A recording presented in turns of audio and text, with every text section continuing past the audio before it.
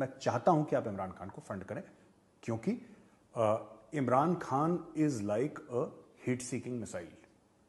वो fighter aircraft के पीछे या किसी भी एयरक्राफ्ट के पीछे हीट सीकिंग मिसाइल होती है ना, वो पीछा नहीं छोड़ती, वो पीछा नहीं छोड़ती। वो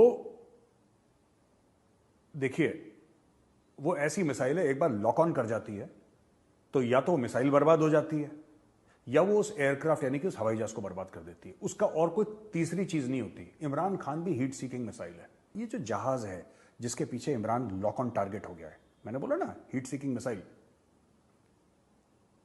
ये जो जहाज है ये जहाज पाकिस्तान है, ठीक है, ये जहाज पाकिस्तान है। इस जहाज का जो इंजन है, जो इस जहाज को चला रहा है, ये इंजन पाकिस्तानी फौज है और उसके अंदर जो लोग बैठे हैं वो पाकिस्तान की पॉपुलेशन है। उस जहाज